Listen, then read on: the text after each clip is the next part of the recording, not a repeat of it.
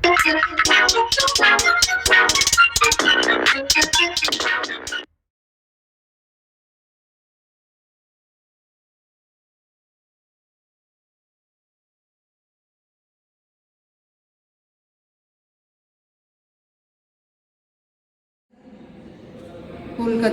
का ये show academy of fine arts Kolkata की साउथ गैलरी में गोइंग ऑन है 1 तारीख से 7 तारीख तक।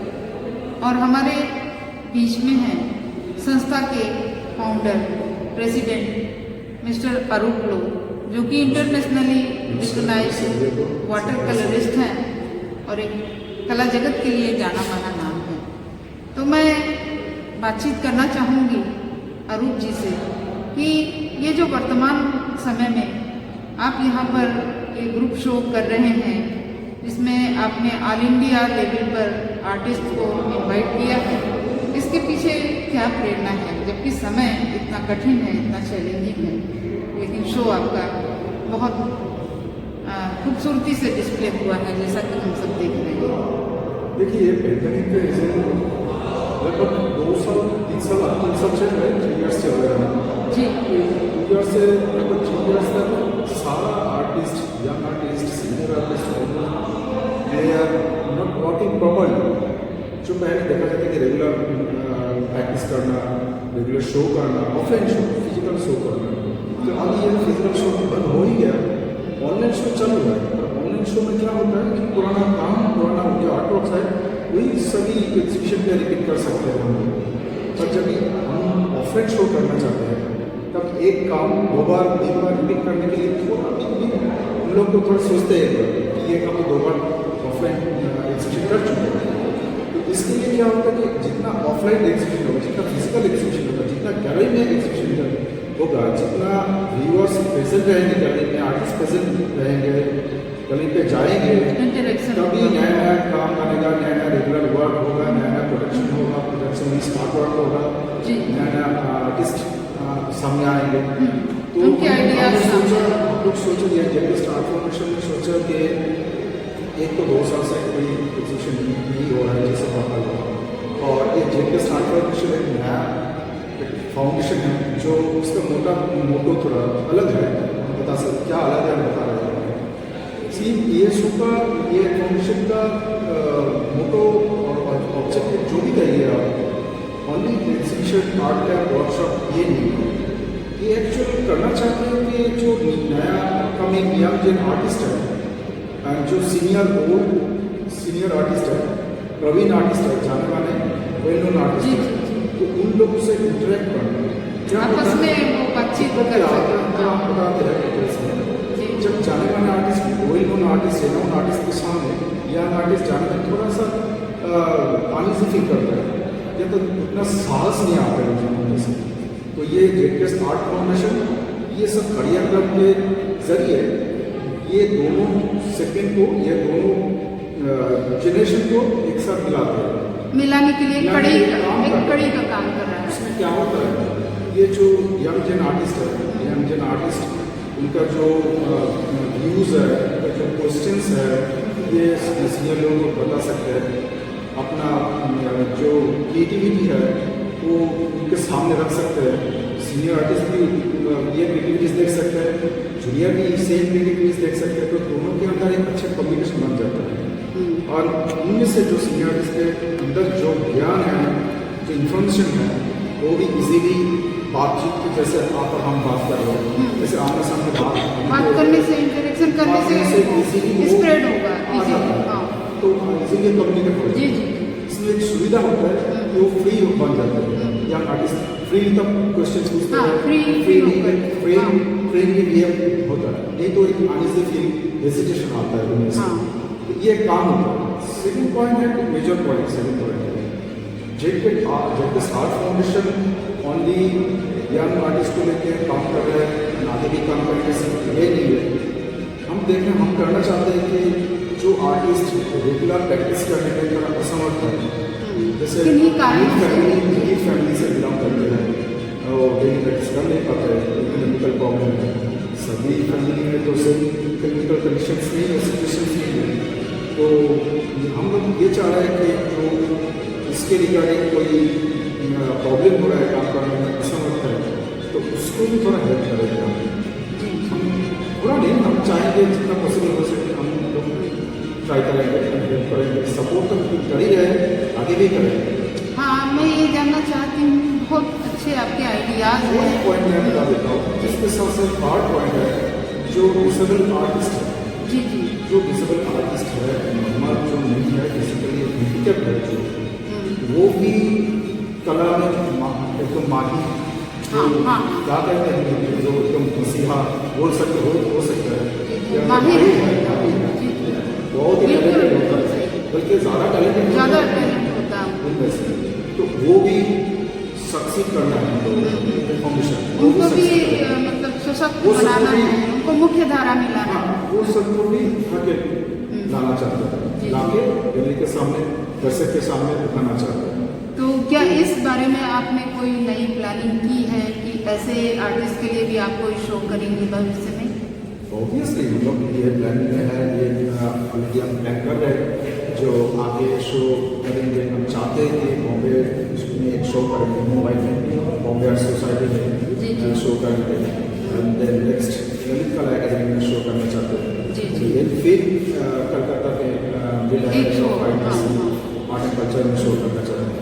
तो ऐसे ही हम लोग पूरा ऑल ओवर इंडिया शो करके ऐसा करते हैं। फिलहाल क्या आपने ऐसा भी सोचा है कि जो हमारे बच्चे हैं जिनकी कला में बहुत ज़्यादा रुचि है, लेकिन वो मतलब सही गाइडेंस ना मिलने से इधर उधर भटक जाते हैं या उनको सही दिशा नहीं मिल पाती, तो उनके लिए भी आप कोई कैंप या वर्कशॉप स्कूलों में, बाल भवन्स में इस तरह से आयोजित करने के बारे में? हाँ, देखिए कैंप में क्या होता है, कैंप में अपना अपना सब काम करते हैं, जी। इसमें गाइडेंस नहीं मिलता प्रॉपर, तो हम चाहते हैं थोड़ा गाइडेंस भी चाहिए। जी जी।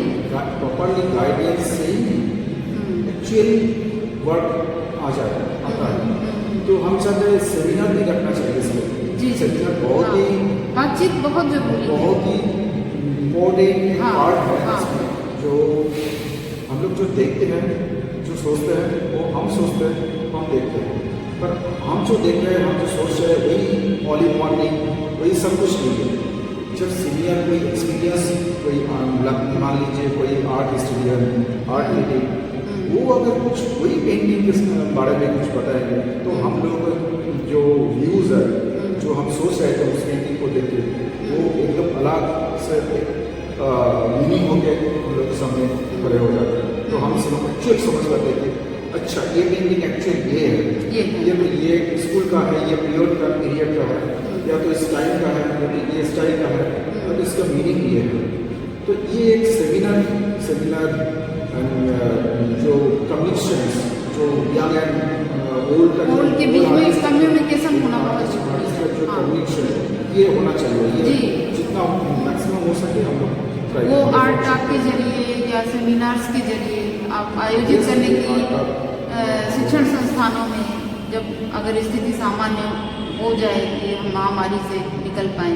हम लोग तो वही सोच रहे थे कब स्थिति हाँ। situation, तो मैं ये जानना चाहूँगी उसके बाद और भी कि कार्यक्रम करना है हम लोगों को। इतने कठिन समय में आपने ये प्रदर्शनी का आयोजन किया है, जिसमें हम देख रहे हैं कि कुछ आर्टिस्ट जो हैं वो बाहर से भी आए हुए हैं, जैसे कि एक आर्टिस्ट दिव्यांग आर्टिस्ट है, वो दिल्ली से है, हाँ, एक बिल्कुल। आर्टिस्ट जिनका एब्स्ट्रैक्ट वर्क दिखाई दे रहा है पूना सिंह है, और कुछ आर्टिस्ट जो है वो जैसे different states से, जमशेदपुर, झारखंड, yes, सभी जगह से और मध्य प्रदेश से different आर्टिस्ट states से artists इसमें शामिल हो सके इतने कठिन दौर में।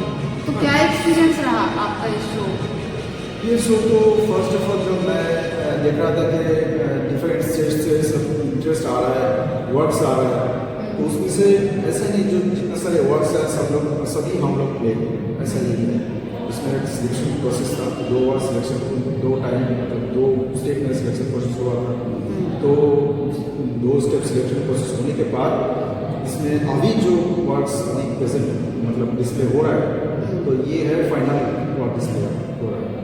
और आप बता रहे हैं कि एक्सपीरियंस कैसा था एक्सपीरियंस, तो फर्स्ट डे तो एकदम बिल्कुल हाउसफुल शो था एकदम, जी जी। अगर फर्स्ट डे आप लोग कवर करने आते तो आप लोग शायद देख पाते, या तो पेज हम लोग जो स्टार्ट फाउंडेशन का जो पेज है उसमें अपलोडेड है ऑलरेडी कुछ वीडियोस वगैरह first day second day inauguration day का, तो उसमें से आप लोगों को पता चल जाएगा। हम खुद के मुंह से नहीं बोलना चाहते, आप लोग खुद ही देख लेंगे, वो थोड़ा सा फॉलो करेंगे।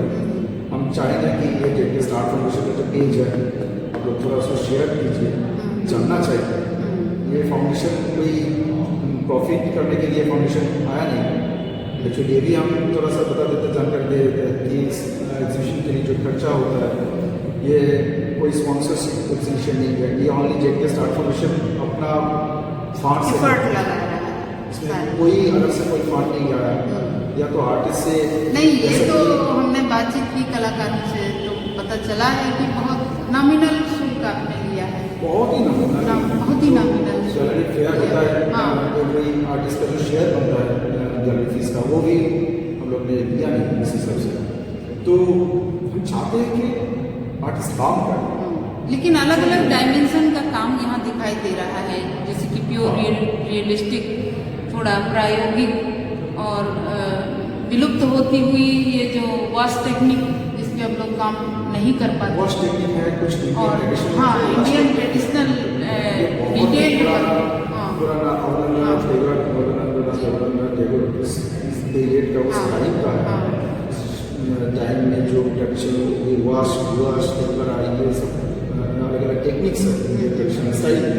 तो इस एग्जीबिशन में भी कुछ पेंटिंग में नहीं, हर तरह की पेंटिंग्स दिखाई दे रही हैं और इसी वजह से ये शो सेमी रियलिस्टिक है, कुछ मे बी क्रिटिक्स का ध्यान आपकी एग्जीबिशन में खींचा होगा। क्रिटिक्स इसमें जो बंगाल का जो जाना माना आर्ट क्रिटिक है सभी जानते हैं कि प्रशांत दा एक आर्ट हिस्टोरियन है, वेल नोन आर्ट हिस्टोरियन है, well known art critic Bengal. और most of the all Bengal contemporary artist की जो बायोग्राफी है के काम के रिगार्डिंग जो मैसेजेस है, और वो जाने माने बहुत सारे ढेर सारे magazines, news paper, print media, electronic media, little magazine, सभी पब्लिशर्स हैं, किताब जितने सारे बड़े पब्लिशर्स हैं वो पब्लिशर्स के साथ काम किए हैं, पब्लिशर्स के थ्रू अपना ये किताब तो निकल चुके हैं ऑलरेडी। तो ये शो में मिस्टर प्रशांत दा को हम लोग ने एक गेस्ट के हिसाब से रखे थे, और एक गेस्ट था इसमें प्रवीर चक्रवर्ती, वो भी एक साहित्यिक है, भले जनरल अलग है पर वो इस लिटरेचर में है, एंड वेल नोन संपादक है, जर्नलिस्ट है, एंड संडे टाइम्स कोलकाता के एग्जीक्यूटिव एडिटर है। जी जी। और एक गेस्ट है इसमें मीना घोष जो गवर्नमेंट आर्ट कॉलेज के स्पेशलिस्ट प्रोफेसर है, मिस्टर रतन आचार्य गवर्नमेंट आर्ट कॉलेज तो इनकी ओवरऑल प्रतिक्रिया कैसी रही आपकी इस शो? बहुत अच्छा। ये शो तो पहला स्टार्ट किया दिस ईयर, तो this year first day second day जो रिस्पॉन्स आया था बहुत, हम लोगों ने ऐसे सोचा नहीं कि फर्स्ट डे और फिजिकल एग्जीबिशन की ऐसे भीड़ इतना गैदरिंग इस समय में, इतने कठिन समय में, जबकि कोलकाता में कोरोना ने अपना कोहराम मचा रखा है, पीक पर है कोरोना। इस समय में ये इतना गैदरिंग एक्सपेक्ट करना, ये दिखाई देना बहुत ही ये बहुत बड़ा अचीवमेंट है, और कलाकारों को तो इसी से ऊर्जा मिलती है कि उनके काम को इतने रिनाउंड क्रिटिक ने मतलब देखा, सराहा। और ये इंटरेस्टिंग चीज़ आपको बता देते हैं कि शो के बाद हम लोग देख रहे कि बहुत सारे इंटरेस्ट दिखा रहे हैं कि नेक्स्ट कोई अगर शो करेंगे, नेक्स्ट कोई प्रोग्राम करेंगे तो वो भी जुड़ना चाहते हैं, वो भी ऑब्वियसली पार्टिसिपेट करना चाहते हैं, श्योरली पार्टिसिपेट करना चाहते हैं। ऐसे करके कि हम लोग को मैसेज आ रहा है, इंटरेस्ट आ रहा है ऑनलाइन मीडिया के माध्यम से इसमें मैसेज आ रहा है। अन्य आर्टिस्ट भी आपसे जुड़ने के लिए उत्सुक हैं, और यही सबसे बड़ा अचीवमेंट होता है कि यदि आपने कोई काम ने मंशा से आरंभ किया है तो उसमें ऐसा ही होता है कि लोग जुड़ते गए और काफिला बनता गया। देखिए, हम तो जेके स्टार्ट फाउंडेशन के फाउंडर के हिसाब से हम चाहेंगे फाउंडेशन जितना आगे हम ले जा सके। बढ़ा सके। और इसके लिए आप ही सभी लोगों को आशीर्वाद सपोर्ट सहायता नहीं, निश्चय ही जिस तरह से शुरुआत दर्शक से भी मेरा रिक्वेस्ट है, आप भी आप सभी भी हम लोग के साथ जुड़े रहिए, कॉन्टैक्ट में रहिए।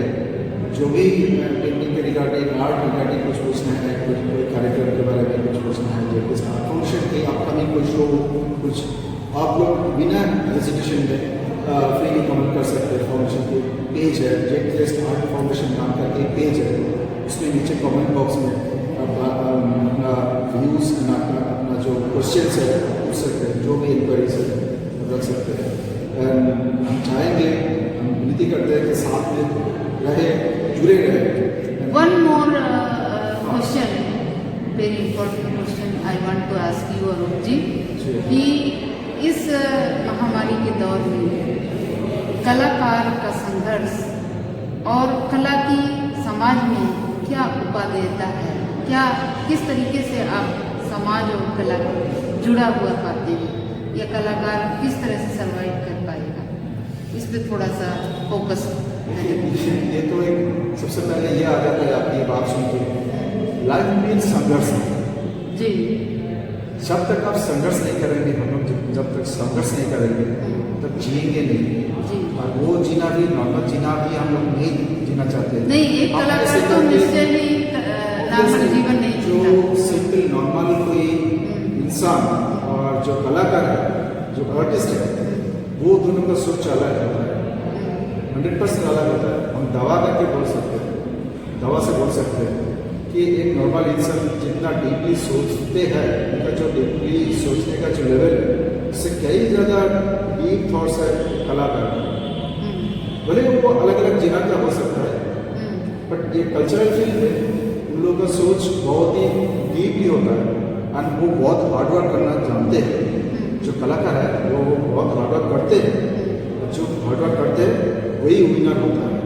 जो भी सिचुएशन होता है, ये पैंडेमिक हो या इन फ्यूचर इससे भी ज़्यादा कुछ भयंकर कुछ हो, तभी वो हार्डवर्क करेंगे, तभी वो लड़ेंगे एंड आगे भी जाएंगे।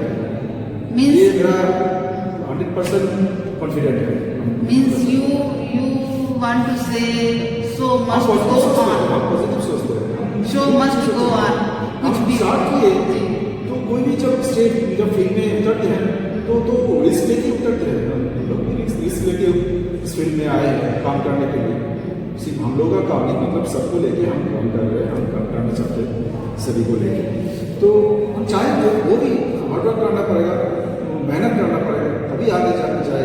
ऐसा नहीं जो इस सिचुएशन आया है, पेंडेमिक सिचुएशन, आगे और भी इससे खराब सिचुएशन आ सकता है, पर रुक जाएंगे ऐसा तभी ना, कुछ ना मतलब कुछ तो होगा तो नहीं, तो आगे जाना पड़ेगा, कुछ काम तो करना पड़ेगा, हार्डवर्क करना पड़ेगा, रिस्क लेना पड़ेगा। इंसान पैदा होने के बाद रिस्क में जीता है, कभी क्या क्या हो जाएगा, पर रिस्क लेके सब कुछ करना पड़ेगा।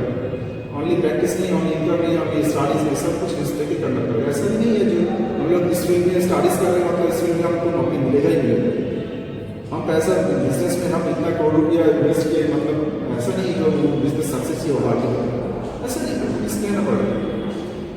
बहुत बहुत शुभकामनाएं आपके आपके जज्बे को सलाम करते हैं हम आपके, और शुभकामनाएं ये कि ये जुझारू पर बना रहे। आप जो आर्ट फाउंडेशन के लिए इतना कुछ जानकारी दे रहे हैं, दर्शक को मिल रहा है जानकारी आप लोग के माध्यम से, तो ये तो फाउंडेशन के लिए बहुत ही मतलब कृतज्ञता हमको ज्ञापन करते हैं, दर्शक को भी हम कृतज्ञता ज्ञापन करते हैं। बहुत बहुत धन्यवाद अरुण जी हमसे बात करने के लिए, और हम यही उम्मीद करते हैं कि आपने जो भी उद्देश्य तय किया है उसमें आप सफल हों, सतत अग्रसर हों, यही हमारी शुभकामनाएं हैं। शुभेच्छा, धन्यवाद।